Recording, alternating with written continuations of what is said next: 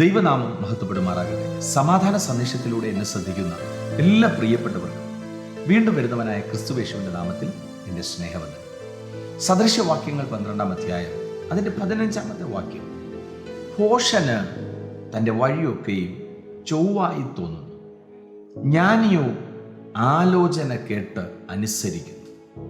അവിടെ പറയുന്നു നോക്കിയേ, ജ്ഞാനിയെക്കുറിച്ച് പറയുന്നു, അവൻ ആലോചന കേൾക്കുക മാത്രമല്ല, അവൻ കേൾക്കുന്നത് അനുസരിക്കുന്നു. ഭോഷനെ കുറിച്ചും അവിടെ പറയുന്നുണ്ട്. ഭോഷൻ താൻ ചെയ്യുന്നതൊക്കെ തനിക്ക് ശരിയെന്ന് തോന്നുന്നു, പക്ഷെ താൻ ചെയ്യുന്നതൊക്കെ തെറ്റാണ്. പക്ഷെ താൻ ഒരു ഭോഷനായതുകൊണ്ട് അവനെല്ലാം നല്ലതെന്ന് തോന്നുന്നു. എന്നെ കേൾക്കുന്ന പ്രിയരെ, പഴയ നിയമത്തിനകത്ത് ശലോമോൻ രാജാവിന് ശേഷം രെഹബയാം രാജാവായിരിക്കുമ്പോൾ എങ്ങനെയാണ് ഭരിക്കേണ്ടതെന്ന് ശലോമോൻ രാജാവിൻ്റെ കാലത്തുണ്ടായിരുന്ന വൃദ്ധന്മാരോട് രെഹബയാം ആലോചന ചോദിക്കുന്നുണ്ട്. നല്ല ആലോചന രാജാവിന് പറഞ്ഞു കൊടുത്തു. പക്ഷെ അവിടെ പറയുന്നത് ഇങ്ങനെയാണ്, താൻ അവരുടെ ആലോചനയെ ഗണ്യമാക്കിയില്ല.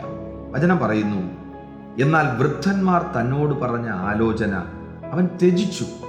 തന്നോട് കൂടെ വളർന്നവരായി തൻ്റെ മുമ്പിൽ നിൽക്കുന്ന യൗവനക്കാരോട് ആലോചിച്ചു.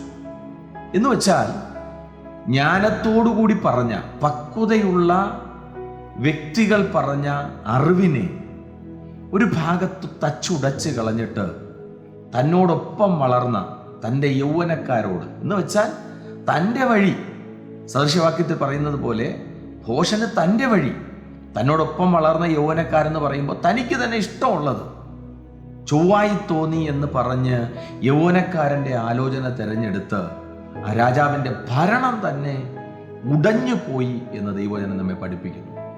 പ്രിയരെ, ഭോഷനെ പോലെ ആകാതെ ദോഷം വിട്ടകന്ന് ശ്രേഷ്ഠകരമായ നിലയിൽ ജ്ഞാനം മനസ്സിലാക്കി മുൻപോട്ടുള്ള യാത്ര ചുവടുവയ്ക്കാൻ റെഡിയാണെങ്കിൽ, ഉടഞ്ഞു പോകാതെ, ചീത്തയായി പോകാതെ, ദൈവം ആഗ്രഹിക്കുന്ന അനുഗ്രഹിക്കപ്പെട്ട ഒരു പാത്രമായി മുന്നോട്ട് കുതിക്കുവാൻ ദൈവം കൃപ ചെയ്യട്ടെ. വിശ്വസിക്കുക, പ്രാർത്ഥിക്കുക. ദൈവം വിശ്വസ്തൻ. God bless U.